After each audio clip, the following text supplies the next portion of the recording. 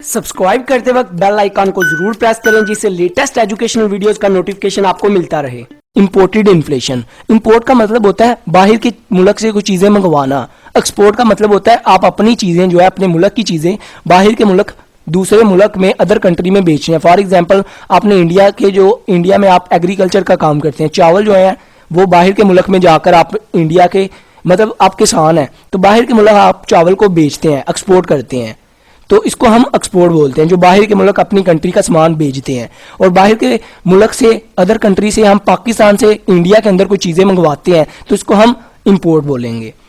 अभी ये देखें इंपोर्ट इन्फ्लेशन कैसी होती है, इसका क्या लॉजिक है।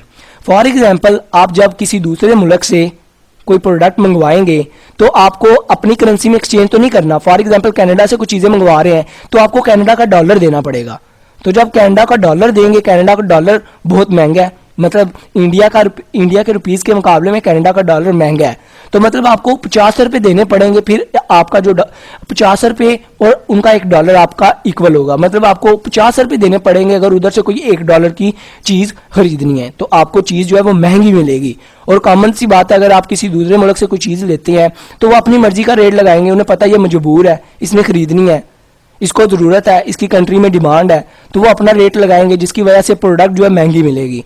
और इंपोर्ट करवाने से प्रोडक्ट महंगी मिलेगी तो कॉमन सी बात आप महंगी बेचेंगे जिसकी वजह से इन्फ्लेशन आएगी। तो इंपोर्ट का एक ये भी इम्पैक्ट होता है। अगर आपकी करेंसी स्ट्रांग नहीं है दूसरी करेंसियों के मुकाबले में तो आपको ज़्यादा पैसे पे करने पड़ेंगे, प्रोडक्ट की प्राइस भी ज़्यादा रखनी पड़ेगी जिसकी वजह से इन्फ्लेशन आएगी।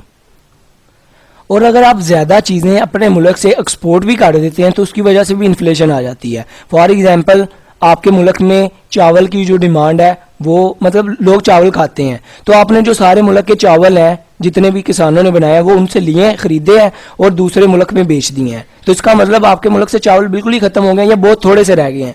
तो वो जो थोड़े से चावल हैं लोग ज़्यादा डिमांड करेंगे, तो जब डिमांड ज़्यादा करेंगे तो फिर उसकी जो सैलर है प्राइस जो है बढ़ा देंगे, कहेंगे यार इतने ज़्यादा लोग जो है चावल मांग रहे हैं, चावल बहुत थोड़े से हैं, लिमिटेड है, तो वो उसकी प्राइस बढ़ा देंगे, डिमांड बढ़ जाएगी।